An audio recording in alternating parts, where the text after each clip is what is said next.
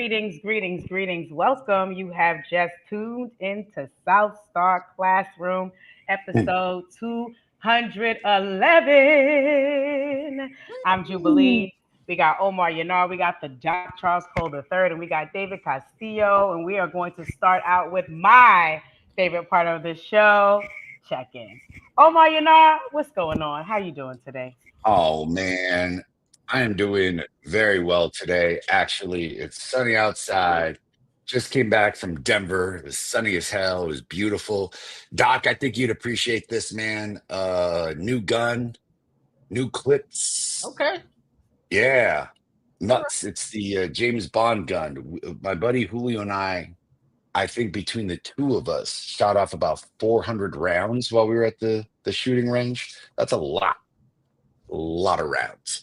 Are you at that level? You shooting off 400 rounds when you go? Maybe not 400, but I tend to do pistols. Y'all was on some other stuff, but No, that was handgun.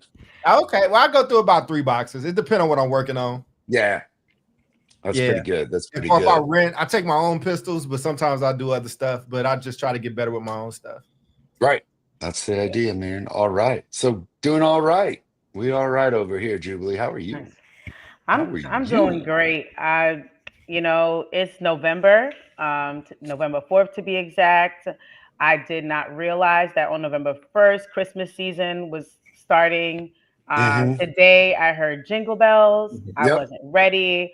Oh yeah. The clocks went back on Sunday. I also wasn't ready. I was still trying to wear my flip flops for at least another 6 weeks. Unfortunately, can't do that on the East Coast. So, despite all of that, I am doing great. Man, Yes, I'm doing great. Doc, how you doing? I am. This is how I'm doing. This is my drink of choice right now. Mm. I have some travel tomorrow to an undisclosed place. Getting ready for that. Man, I don't want to kill it. Well, I won't go into the full details. I almost had to draw on somebody. Oh, it was some young Mm. kids. I The have youngins. I have tents across in my car, so you can't really see any like limo tents on the. They're legal in the back seats, but they're on the front seats as well. And they just were doing, it's kind of like I don't know if they was trying to do a jacking or whatever. But then when I rolled the window down, and they kind of saw me, saw the cloud of smoke or whatever. You can see they was holding something, and they just kind of drove off. But it was That's scary. it be like that, man. It happens. That's scary, dude. I'd rather have it and not need it than need it and not have it. But it was cocked and ready. But Yeah. by the grace of God, none of that happened. I'm good though, man. I think it's a lot happening. It is dark here. Same for Jube. So I know if it's dark in Chicago, it's dark out there. But I miss Oakland at times. I miss the Oakland I lived in. I don't really miss this new Oakland. I'm gonna be honest with you. But one of my favorite things though about moving back this way is fall. Like I Mm. miss seasons. I love seasons changing into fall is the most beautiful. I think changing Yeah. Gorgeous. summer to fall is more Yep. beautiful than from winter to spring. I Yep. love fall. Agreed. I love the Christmas, the crispness in the air. It just Mhm. feels different. And Christmas is my favorite holiday. So I want to hear, Christmas carols and stuff like that. And we got some folks that go around caroling and stuff, man. It's really Aw. cool. So I'm looking forward to that. I'm looking forward to driving through the bougie neighborhoods where the people are competing for Christmas lights. Yep. And I Yep. hope it happens before Thanksgiving. So I'm excited for this episode that Jude put together, and that's Yep. my check-in. Hell Love yeah. it. David Castillo, he was giving thumbs down for the. I know he was because he's in surfland for all year long. See, he's got the chancletas, baby. Like I want to wear those. I want to wear those all year round. But I do also. It's- I love the I mean, change. it's getting chilly here. I had to pull out some long sleeve shirts. Chili dogs. So Long Oh, sleeve shirts. what was this it? guy. Was it a This- freezing 69 this degrees for guy. you, David? yeah, it was terrible. Interesting that you say that because or not about the temperature, but I think people are really on edge, or they are on edge. Yeah. I've had a couple of road rage incidents lately where I've just gone and attacked people. No, not me. The other way.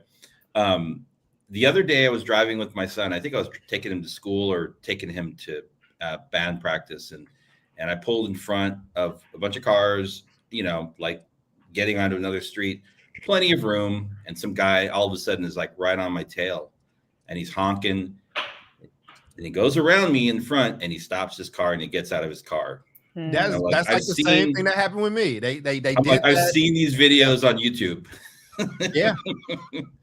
And he was a younger guy, and I was just like, "What?" I'm like, "You have to go, man. There's cars behind me. There's people around honking." And it was about to be a big incident. And my son was like, "Don't get out of the car." And I was like, "Okay, I won't get out of the car." And I didn't. And the guy just ended up like, yelling at me for a second. And I was like, "What do you want, dude? Move your car. Like, it's not that big of a deal." And then he got in his car and he came to the other side and he's like, continued to yell at me. And then he sped off. And I was like, that guy is on the edge. I had a conversation with my son. I'm Not like, a glory though. Not on the edge. There are people out there that are like on the edge. Yeah. You just have to, this like, is what I'm saying. you gotta know it, man. You gotta know it. So man, you gotta be able this to is respond. like Dr. Charles Cole's got that Glock.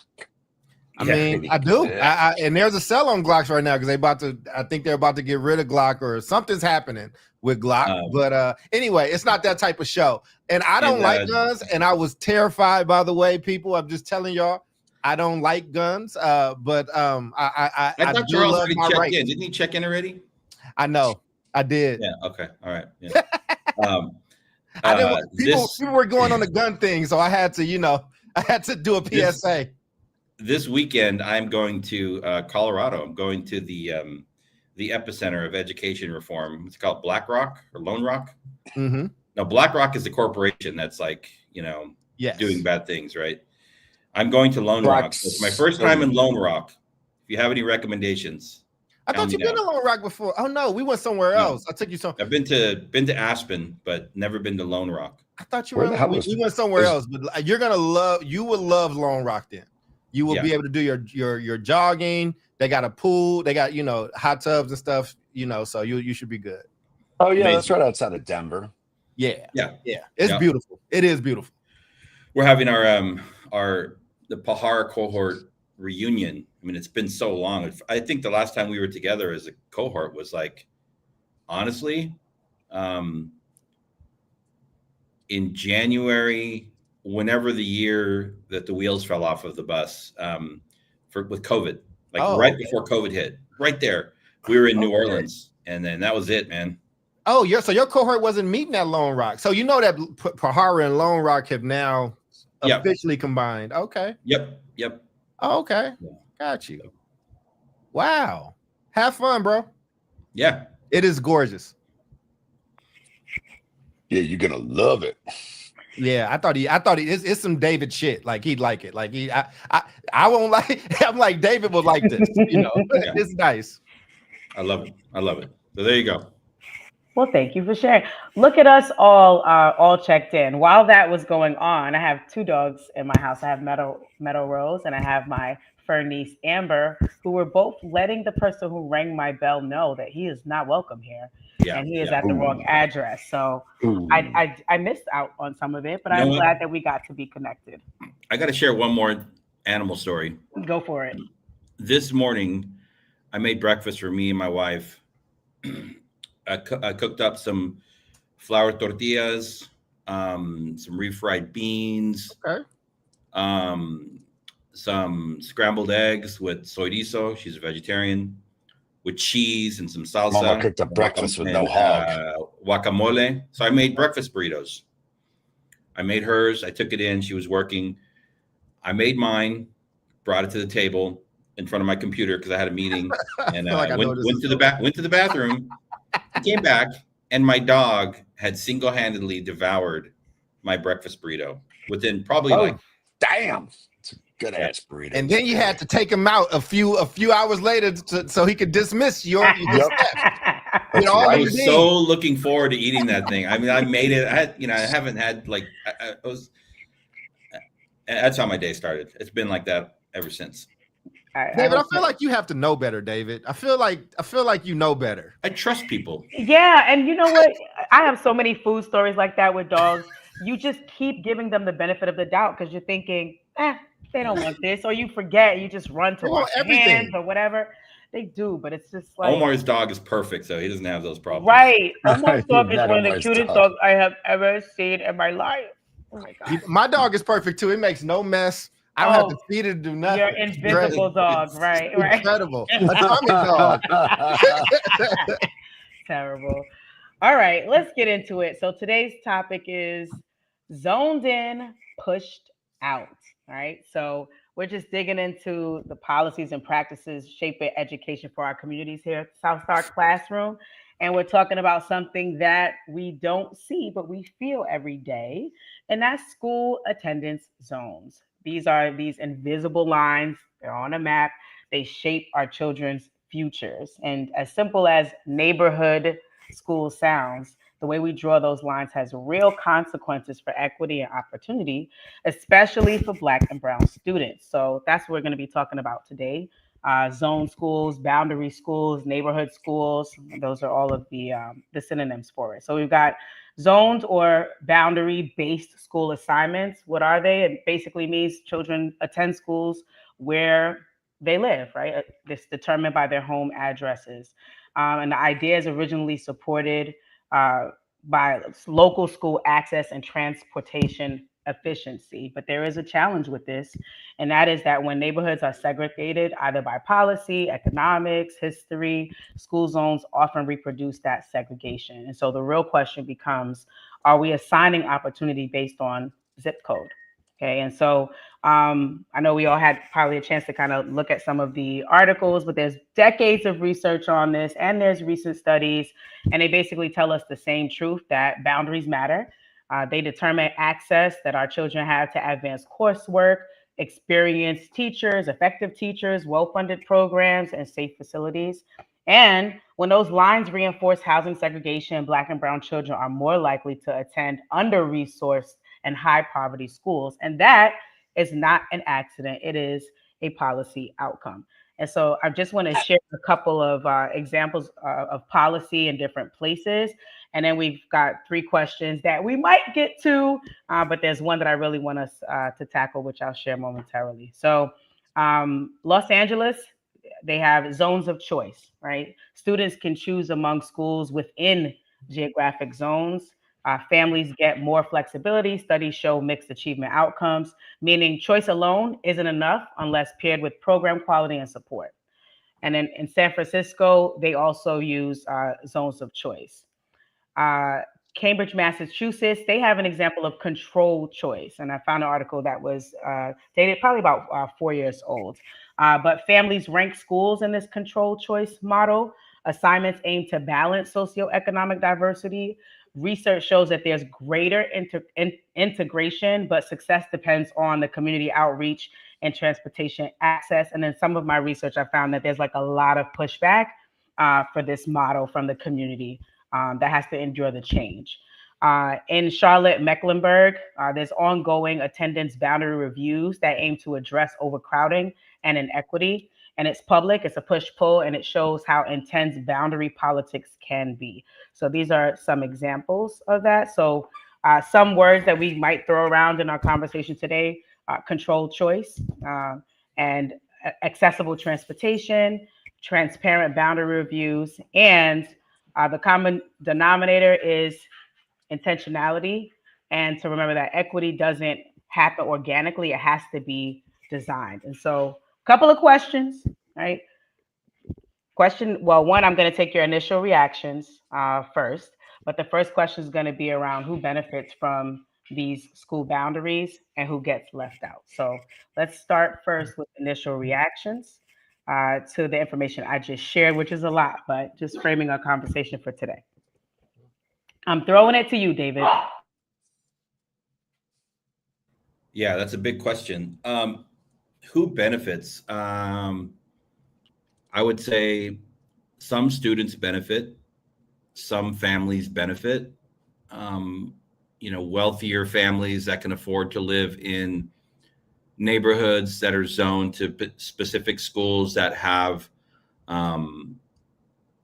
additional resources. They might get the same like bucket of budget money from the school districts, but they're able to raise money for additional programs, music, arts, whatever it might be.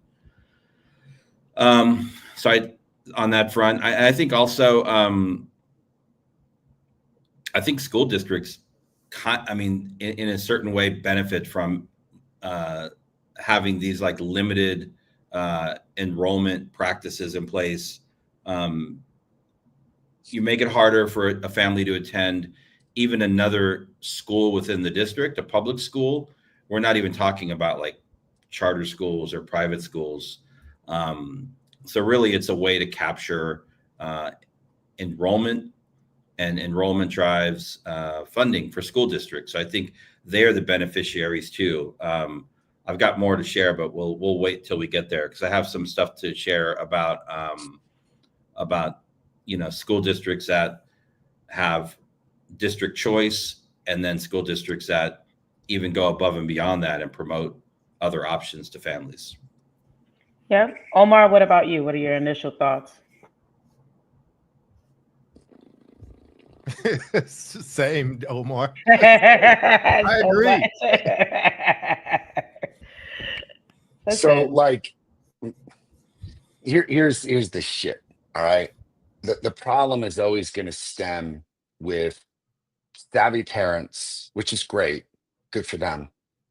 Rich parents, affluent parents. Because like, here's what's up. You're in a boundary zone. You're stuck at your school, and that really nice school that's probably mostly white, got all the money, got all the property costs that are funneled in to support that school, because while it's supposed to be spread around, we all know it's not. So then you get into, and I'll get into it later in the show, you get into open enrollment, which is cool, right? Like, it's a great idea to provide open enrollment. El Paso now has it between its school districts, but then it often favors the rich, the savvy, the well-informed. Because how are you going to get that transportation over there? That's one thing already. Okay, you can drive there, mama can drive there, daddy can drive there, grandma can drive you, whomever. B, how do you even know that's the good school? C, how are you even allowed in? Because what they won't tell you is that, dude, they're all looking at like grades and at attendance policies, and that school could just be like, yeah, no, we're the highest rated school. Everyone wants to come in here. We're just like cherry picking kids who want to come into this joint. And while they say they don't, we all know that they do. Like there's like, that's some bullshit that they ain't looking at that stuff. Which I think it gets to the point, Jubilee, is that we have a huge issue with equity. How can every kid go to a great school? Like, that's what we want, but we ain't got it. And I'll tell you, that's some bullshit. Agreed, Doc. I don't have much to really add. I think I don't know if I have strong feelings about it. I kind of just always expect things to kind of be what they are, and knowing that we're on our own. Listen, I understand the undercurrent of like Brown versus Board and why people did like it, but I don't. I'm not offended when I see an all black or all brown or all Arab or whatever school. It's not all Arab. They got those.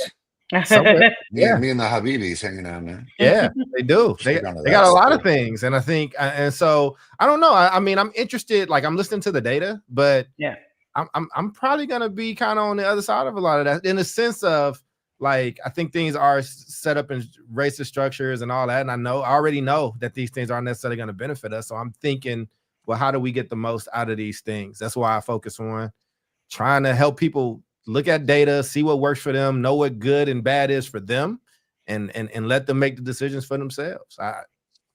Yeah, for sure. I mean, what inspired me to do this episode is because, again, I'm always comparing New York to Maryland, and in New York, we had choice. I mean, I grew up in East New York, Brooklyn, so my school district wasn't the best, but that's where I lived. That's where I taught. I went back to teach there. I went back to lead there, and I still lived in the community. And if that was your zone school, right, all it meant, right, was that you had priority to attend the school, but it didn't mean that that was your only option. Mm-hmm. And so that then moving down here, and it's like, oh no, it's a boundary school. It's your address. It is your only choice. Blew my mind. Right. And so, Mm. I recently just moved, and I'm still in Bowie, right? I just moved less than a mile away. But the point is that the fact that my kids go to a boundary school made my search that much more stressful, because if you move too far out of the line, now you're in another county and you can't go there, or you're in the same county, but you can't go to that school because your address only. And if you move too far out of the line, you lose your busing, right? So it just feels like this video game that is just set up and designed for you to fail, at the end. And I think it just stomps out choice, and that's always a red flag for me. The amount of work that what you have to do as a parent to try to shift that or change that is astronomical. And when you think about, okay, like what you were saying last episode, Charles, like someone like me who has the education, I have the resources, and now I have colleagues in the system, right? That I would still have to go through some kind of special approval, special application if I said I wanted to take my sons out of their high school to go to another high school elsewhere. The amount of work that I would have to do just to appeal them changing their school, I mean, could be months, right? And has to go all the way to the school board. And so I think these systems are really designed to, for control. And we know that there definitely are racist systems beneath them. But I think ultimately what upsets me about it is just the limiting of parent choice. And so even when you employ or empower families with the information and all of that, you are told, you live here, you go to the school there. And you're like, the school's a F. What do I do? And it's like, so anyway, those are my initial thoughts. Anybody else have initial thoughts before I go take us to our first question? I mean, I think in a perfect world, neighborhood schools are great, right? So you have an option to go to your neighborhood school. And I think in a perfect world, the neighborhood school might be just a general kind of like, elementary, a regular middle, a comprehensive high school. And then in addition to that, so you're not necessarily opting into, you're not going from your neighborhood to attend another neighborhood school, but maybe you're going from your neighborhood to attend like a magnet or a charter, right? Or a vocational school. So something that's like not quite offered that draws people in from other areas, right? But I mean, I think there's, I don't want to over or understate this, but I think there's tremendous value in families and children that are connected to schools that are in their communities. That's what creates community. Absolutely. At the same time, I'm not going to say you have to go to your community school if it's like, not a good place for children. So that's on the system to figure out how to do those things. Yeah. And thank you for lifting that language, neighborhood school. I mean, I grew up going to my neighborhood schools, and honestly, my belief is that every single neighborhood school should be a great school. That to me is the truth. Like, you should be able to roll out of bed, throw something on, walk 5 minutes, and be at a great school. That honestly is the America I would love to live in, right? Because you don't have to worry about whether or not you have high quality teachers. You have a principal that cares. You have somebody who's going to make sure that you're, doing your very best. You're safe. You're all the things. Every school should have that, right? And so I think that is also a part of my issue, that we're having these conversations because we know it exists in some places and not others. Okay, Charles, you had something before I go ahead? All right. So if you could push one policy tomorrow, right, whether it was redrawing boundaries, guaranteed transportation, or controlled choice, which do you think would move the needle most for equity? I'll say it again. If you could push one policy tomorrow, redrawing boundaries, or guaranteed transportation, or controlled choice, which do you think would move the needle most for equity? This multiple choice question that we boxed into. Well, you got Take it out pick the one and then you box, can throw baby. another one if you Take it want. out the I don't know if baby. controlled Yeah. choice is actually choice. But I would say B with a caveat, and B of just around transportation. One, that was one of the biggest issues we faced at OUSD was how many miles kids were traveling. And Oakland is relatively small, so that's just something to point out. But I also just think that now, in addition to that, I think you should be able to go to a myriad of schools at once. I think we've seen what was possible during COVID. We see a lot how many universities you're doing remote learning and things like that from. I think you should be able to go to your home school, but maybe the school across town has a different specialty and you're able to kind of visit there and do things. I think we should be past this to a place where we can have a more holistic kind of educational space. But I would say transportation, that way people can you still have your spot reserved at your local school. And listen, I do get annoyed with boundaries and things like that because it is races and classes in a lot of ways. And I also understand that when you got a lot of different families and a lot of different kids and X amount of schools, you have to have some type of system that kind of makes that work. But that's what I would say. I think you still got access to your home school, but if you are able to get into any of those other schools, transportation should not be an issue. And whoever does actually figure that out for a large mass of people will be seen as a hero or incredibly wealthy. And that's the cat that did not eat David's food. Hello, cat. Maybe the cat did eat the food, but framed the dog. That's what the cat did. What's the cat's name again, David? Charles is on his comedian stuff today. He's got a bunch of different names. Okay. we call him. He's got big furry legs, so we call him culottes. Culottes. Okay, gotcha. Como se dice culottes in English? Culottes. I mean, they're like old Victorian era like pants, you know. Oh, okay. Culottes. Yeah, I didn't know culottes. That. I wore culottes. Okay. All right. Okay. So Charles, you said guaranteed transportation. That's what you think. Okay. Omar, what do you think? No, I was literally on that trajectory, but let me take it in a different direction. Like, okay, figure out the transportation thing so that like this kid can get to this school, combine it with David's idea. It's like we got this like really cool portfolio of schools. And I think it needs to start getting into significantly more almost like Europe. Here's this really great school that's going to be focused on the arts, on the sciences, on the trades. And kids have these choices of saying, here's an area of interest. And therefore, I want to go to this school because it is feeding into that interest, which may start dissolving things like financial equity, race equity issues, all that. You provide the transportation and you're set. The problem is, imagine these cowardly fucking leaders, right? Dealing with parents of legal means, financial means. This has been the problem, right? Of these like very rich schools. And they're like, well, sorry, kids, you have to, we're rebounding everything. And now we're displacing kids all over the place and creating this equity. And we're busing you across town. Denver tried it. It failed miserably.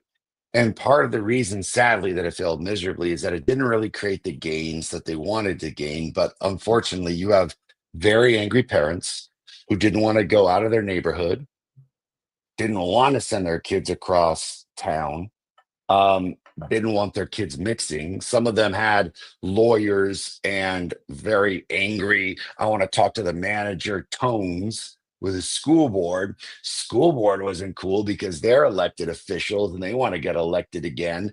So the boundary thing becomes this really terrible situation that has been tried. Seattle, Denver, didn't work. I think the transportation is where it's at, but you've got to be able to fix, I think, in my mind, the high school focus, but it leaves what do you do with elementary and what do you do with middle?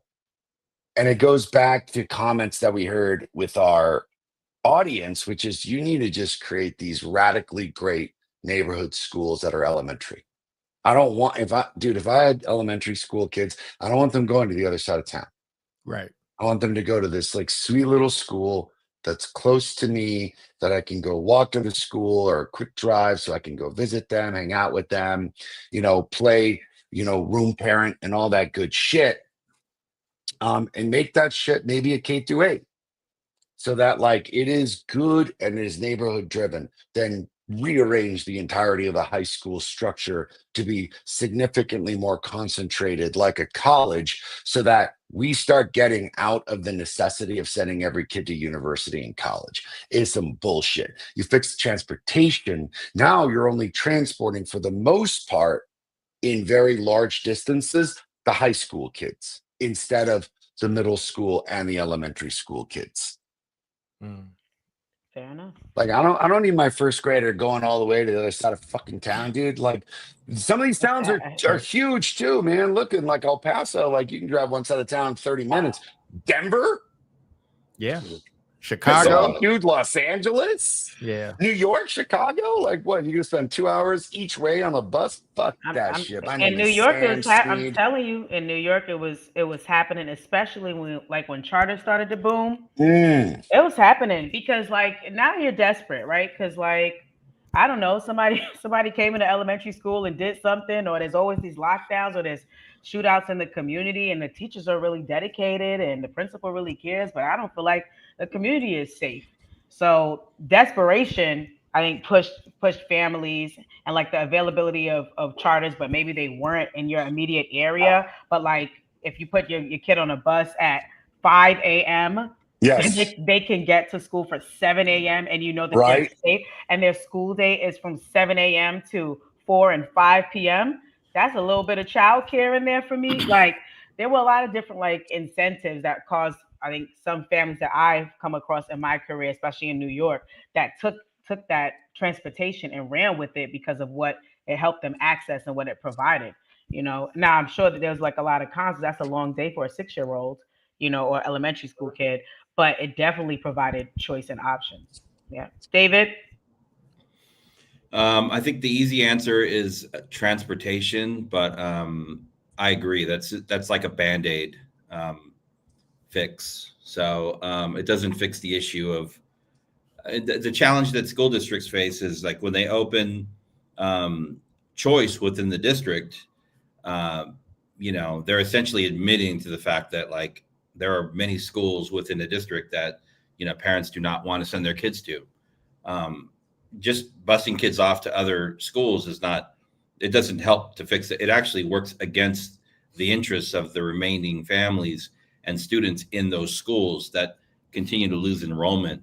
And when we talk about, it's so interesting. Like school choice has become a big like national buzzword, but a lot of people, I think primarily in like, in blue states or heavily like blue cities, like school choices, they don't even really know what that means.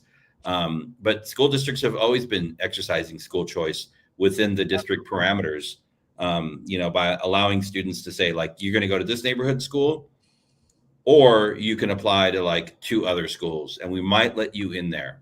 Like that's school choice, right? But you have to get your kid there. You have to even, going back to Omar's comment, you have to even know that that's an option for you to petition for, right? I mean, that's the story of our K-12 journey. We when my son was getting ready for kindergarten, these crazy people offered me a job to run a charter school in Oakland that was in very high demand at the time. And they're like, you want to take this job? If you take the job, your kid will get automatic entry. We know where you live. We know what school your child is zoned to. Damn. And we're watching you from afar. No, I mean, we just know it's just mapped out. Charles knows a lot of these players. Right. I mean, we bought a house. We bought a house in Deep East Oakland before we had a child, and the schools around us were like, yes, they're like the 0%. We lived in a proficiency desert, and And I'm like, I'm not sending my kid to that school. And so, yeah, we ended up, working our way to the charter because of my job there. And then once that ended, we, petitioned to go up the hill like a lot of families do. And we drove, but we probably passed 6 schools on the way to get to the elementary that we ended up at within the district. And that school sucked too. And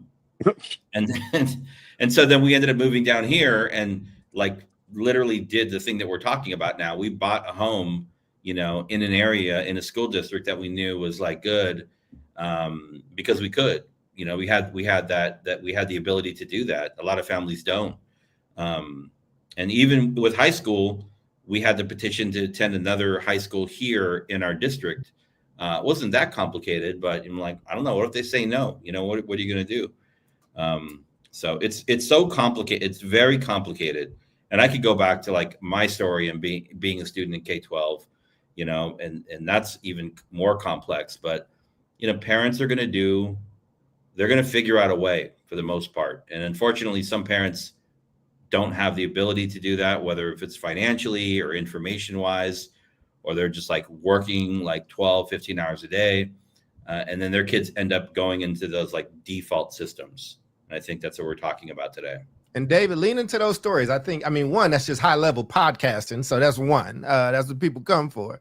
I think two, though, like, and I don't want that question to just, because people are gonna dump a lot of that on charters, but like, look at Everybody Hates Chris. Look at Hoop Dreams. Like, people have been putting those kids on buses or the subway or BART or trains.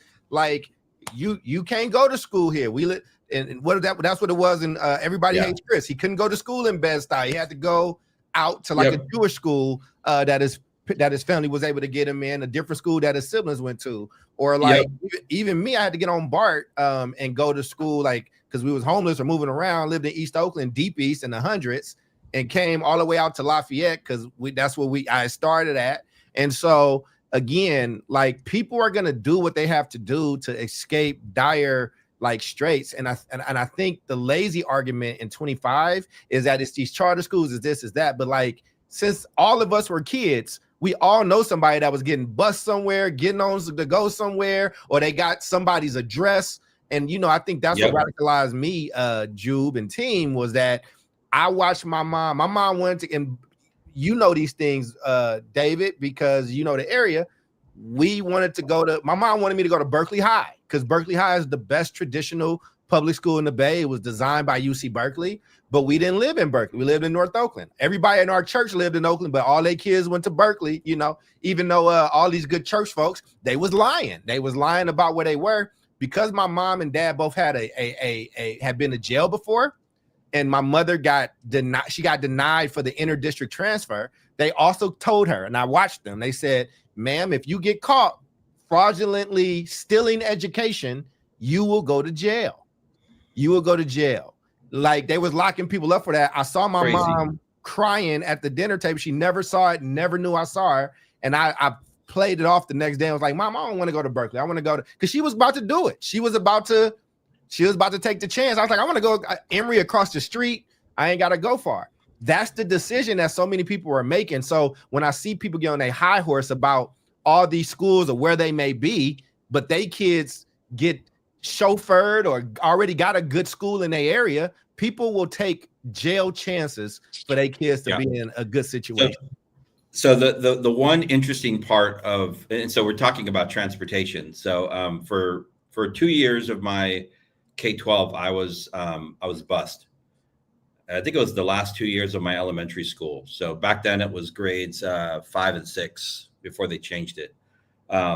So we went from my neighborhood school, which was getting, the demographic was changing with, Southeast Asian, Vietnamese, Laotian, Cambodian, young people, right? All fleeing from the conflict that the U.S., had a hand in Southeast Asia. And so it's a highly immigrant population, and it just changed the demographic of the school. The schools didn't know how to deal with it. School became unsafe. My parents were like, my mom was like, you're not going to that school anymore. We're going to move you to the other side of the tracks. And so she petitioned somehow, got me put on a bus for 2 years. But the challenge with busing is like, you can, you know, they say you can put lipstick on a pig, but it's still a pig, right?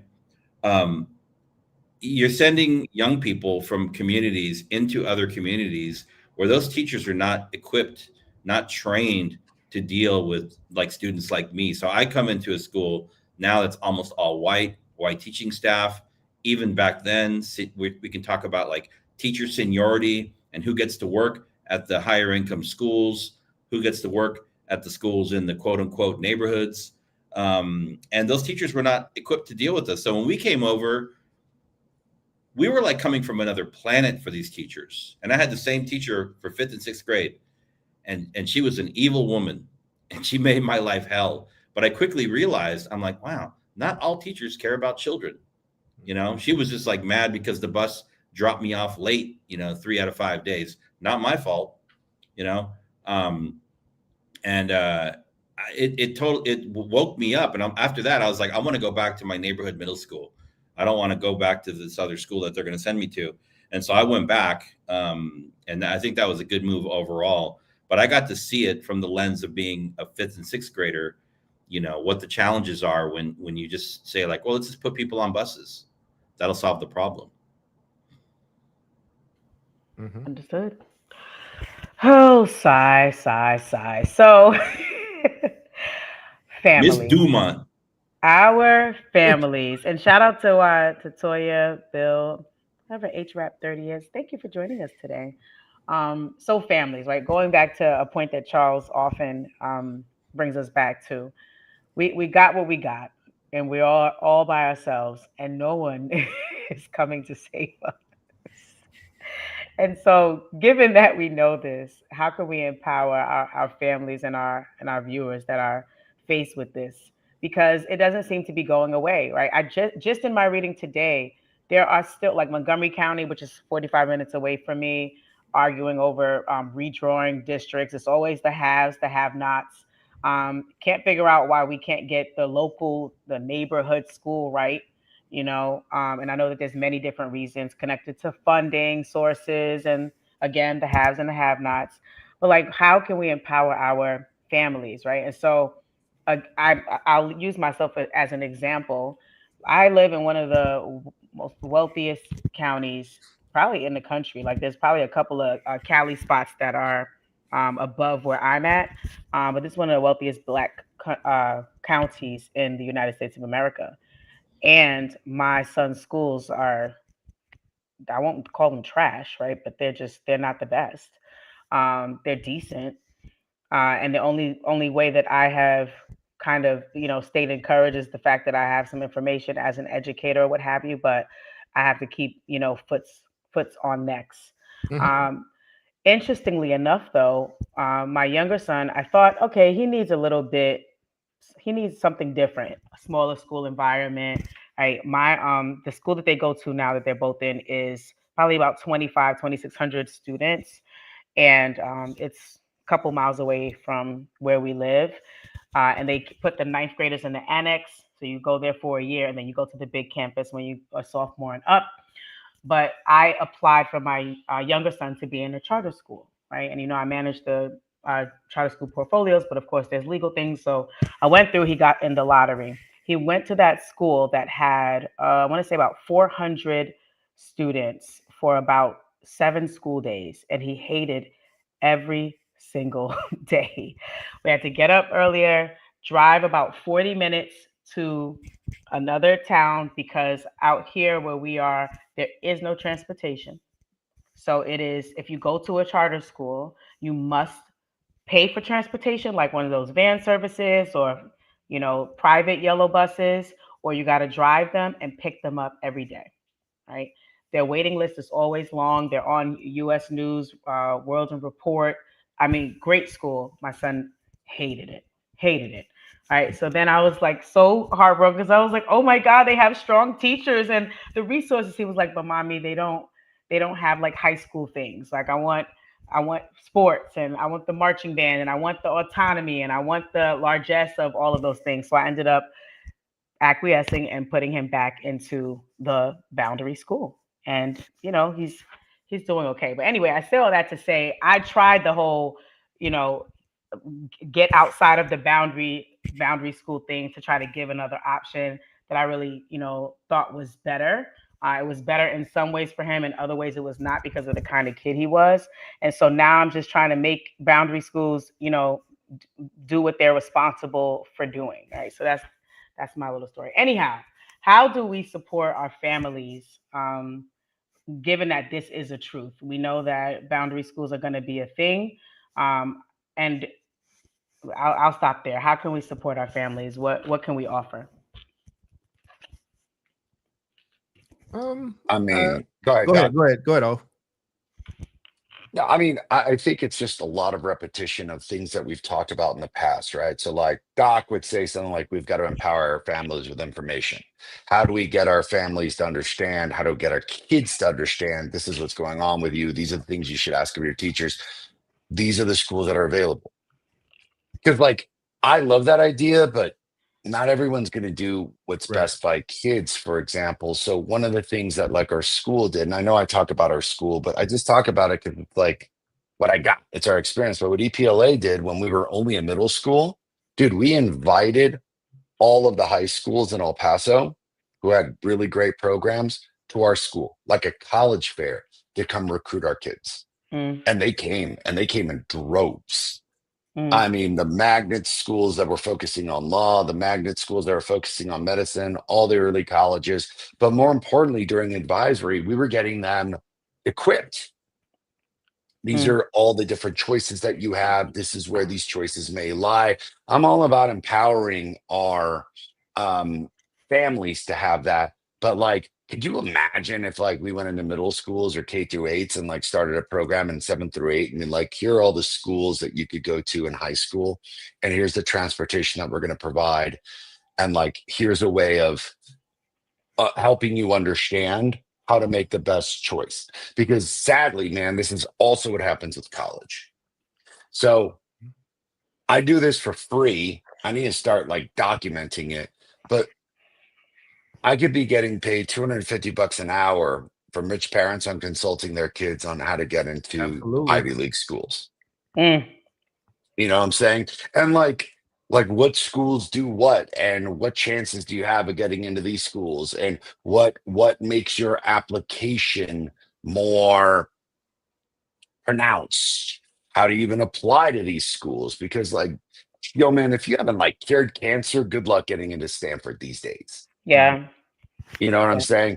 So I think it's a matter of empowering families with information, but I also think it's about like how our schools are being significantly more transparent with our kids about options, and ensuring that like conversation, not getting talked at, not just like going to the auditorium for one-off presentation. These high schools are doing, or these schools are doing some stupid ass shit. And I think people do stupid ass shit. They're like, yeah, we solved the problem. We had a 15-minute fucking talk with all the kids, like it was Lean on Me, inside of the auditorium, and told them what the options are. I'm like, man, don't give a fuck about your broke ass presentation. But if it was happening in a small classroom where kids got to interact and ask questions, it's just like it's ironic to me that educators have no idea how to fucking educate.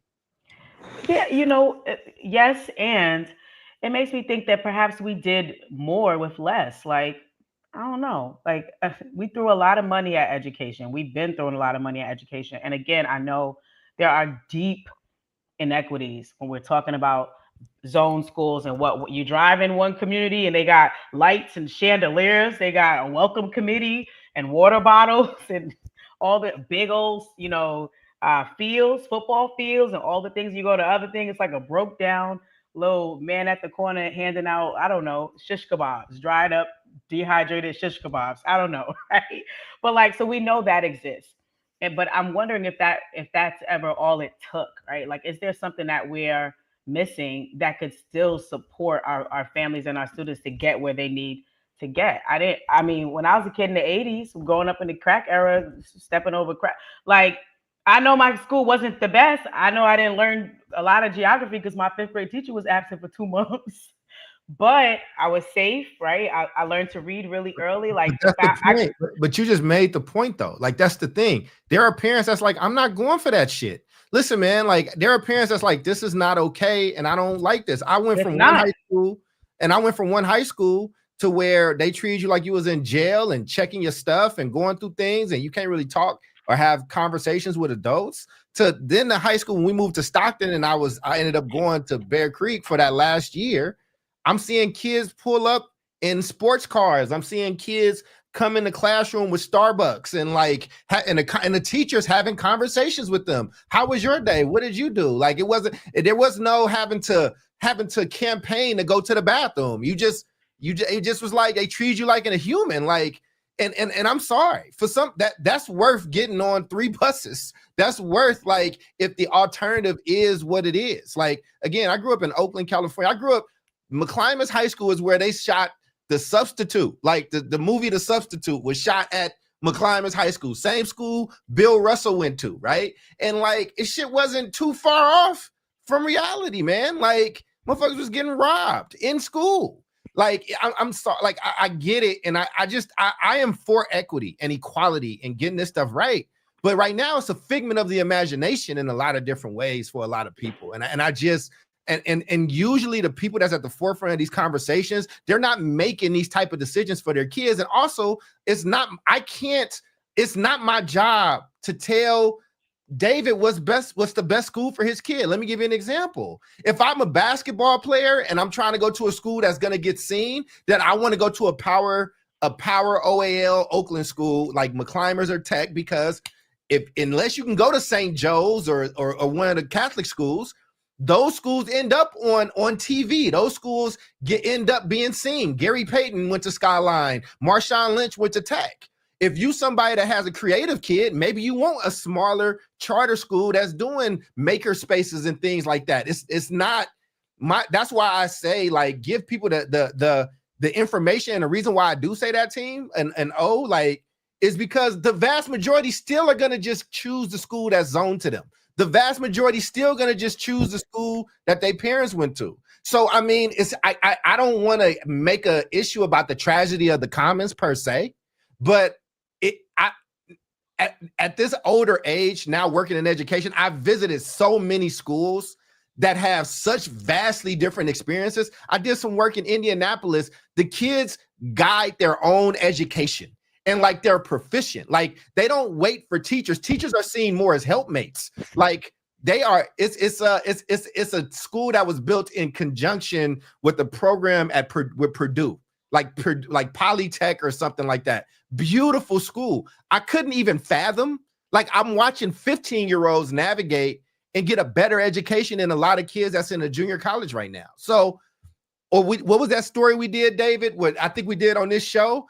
And that school, it was like an Indiana school, and it was ridiculous. Oh yeah, that one that looked like a college with like the radio station and like the big ass fields we and like all the shit we want. If the schools that I went to and David went to and O went to and Jubilee just talked about stepping over crackheads and shit, and then that's an option, and it's an hour away. You know what my parents say? It's only an hour away. I don't give a shit if you like it or not. Jubilee, kudos to you for listening to your kid. If my parents were in that position, they'd be like, "Suck." I don't like a lot of shit. They'd be like, "I don't like going to work every day. I don't know what you'll appreciate it later, or you won't." But this isn't a discussion between child and parent.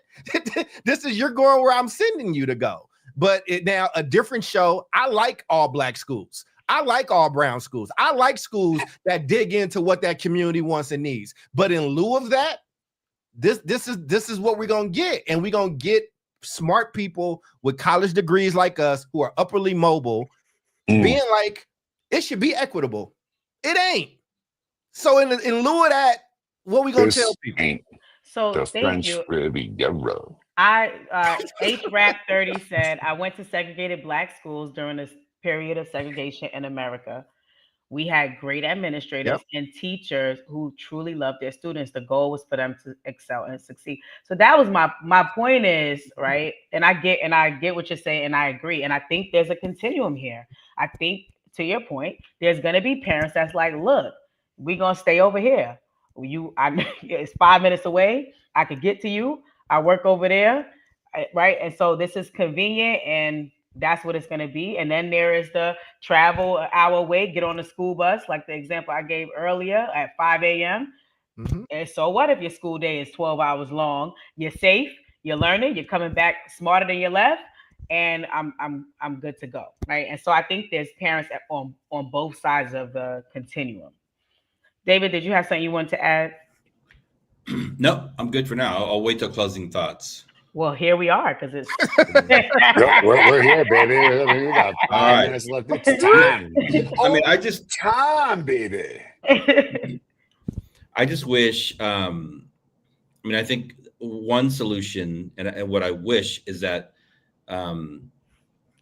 we could move away from this idea, this concept of scarcity in education, because that's really what is driving these systems that work to limit where kids can go to school and the kinds of schools that they can attend. So my hope for the future, if I had a magic wand, would be for school systems to really move away from their own self-interests and migrate towards a mindset where they're focused on what students want and need and what families are asking for. And I think in the absence of that, I think information is powerful. Even simple things like, we were working in Oakland at one time on a system of unified enrollment. So that didn't work. Okay. It's too much skin in the game for people. You can say why it didn't work later, but yeah.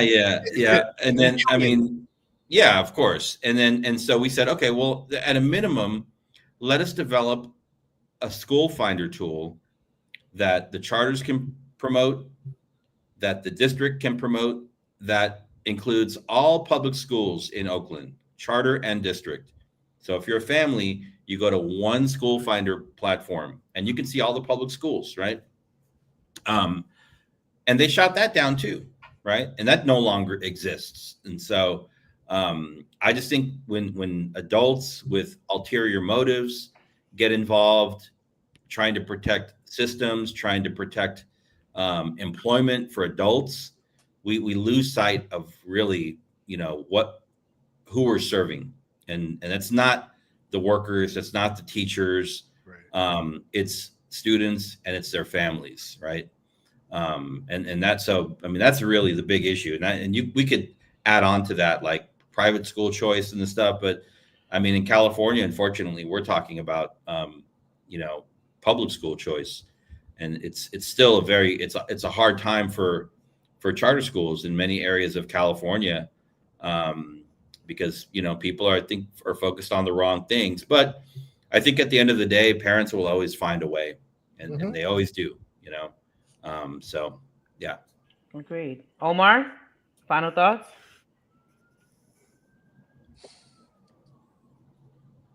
I think I have no idea how to create equity in an inequitable society.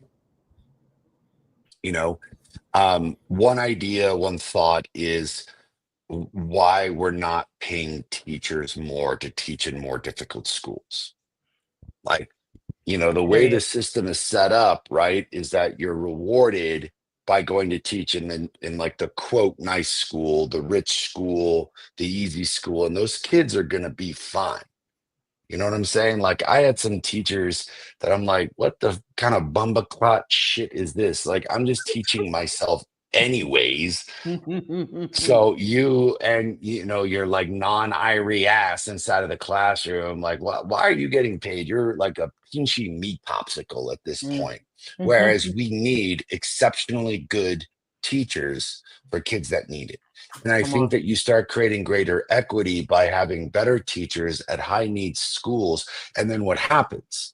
Now all of a sudden the rich kids want to go to these schools Mhm. because they know that the good teachers are over there. All right, cool. Good luck. Good luck.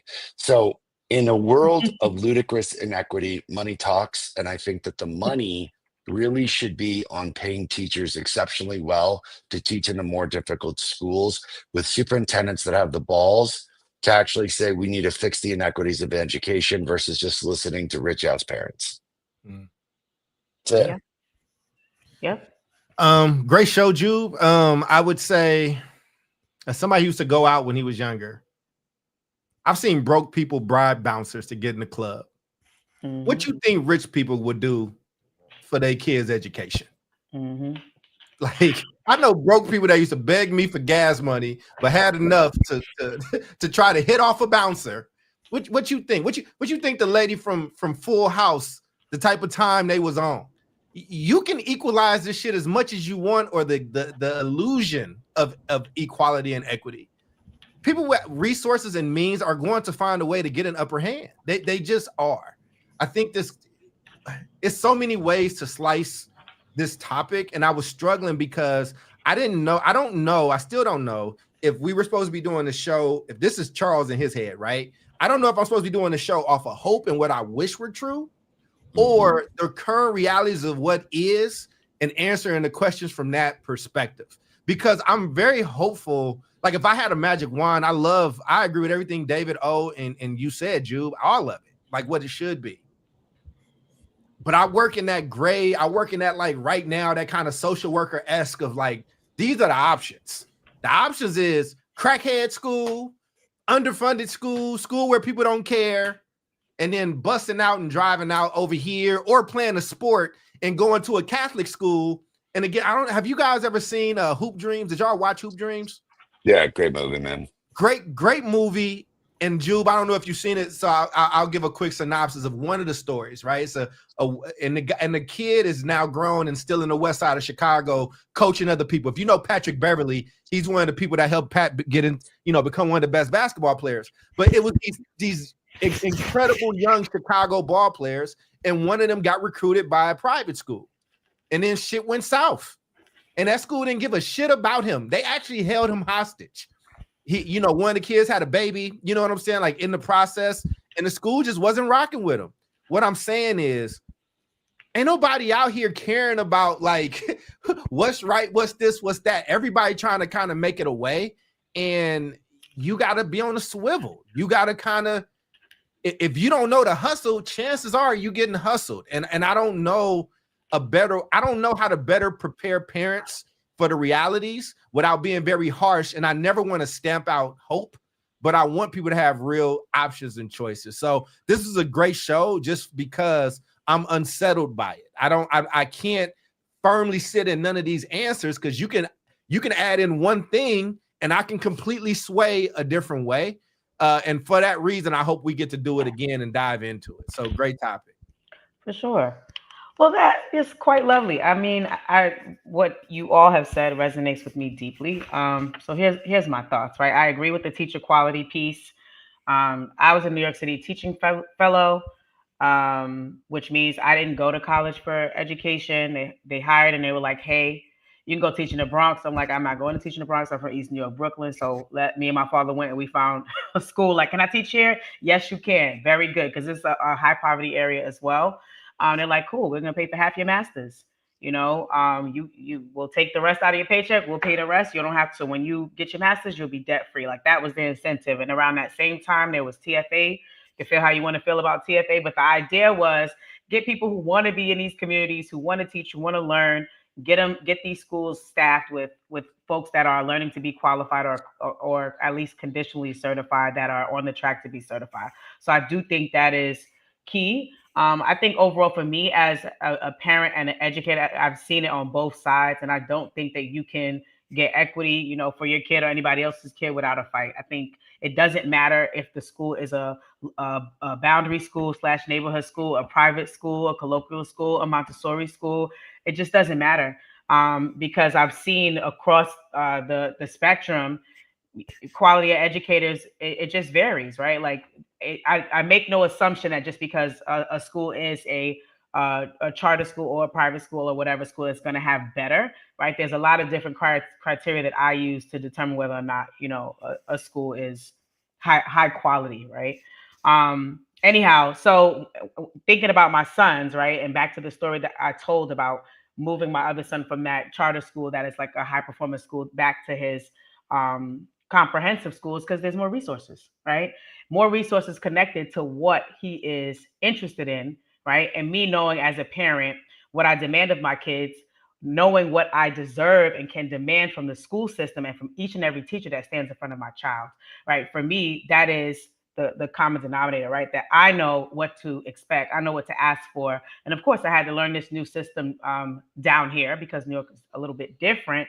But I think me knowing all of these pieces and knowing how to fight and what to ask for was part of the reason I said, you know what, fine, you can go there.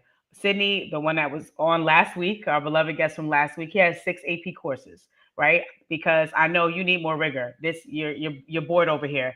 Let me go to the guidance counselor and ask this lady to sign my kid up for this math AP track. Well, can he do it? Yes, he can do it. Do you sign? Yes, I approve. And he got A's in all of them. Okay. So it's just like knowing what you need for your kid, and then demanding that the school system provide, for your kid and meet them where they are. But also listening to the voice of my kids to see what they're interested in, because I don't want nobody moping around for 4 years. I want you to be able to produce and get scholarships connected to your passion, your interest, and your academics. So say all that to say, again, there's a continuum. And I think the common denominator is what we can do as families, as parents, as educators, to know what we can advocate for, what we can ask for. And I don't think that changes. And I think nobody gets a pass. No kind of school gets a pass. Charter school, comprehensive, traditional, no school gets a pass. And those are my final thoughts. Well, as Jubilee has just been tagged, an expert parent and a great show producer. We got Omar, the most interesting man in the world, We got David Castillo, the beard of wisdom, beard of knowledge. I still don't know after 200 and some odd episodes. And I am Charles. We will see you all next week, same bad time, same bad station. In the meantime, please share this show. Share with your people. Leave us comments. We talk back to you. Thank you, Bill. Thank you, H-Rap. Thank you, Mama Toya. Thank you, everybody. Thank you, Mama Jube. Thank you for being here. Yay. And with that, we'll see y'all next time. Peace.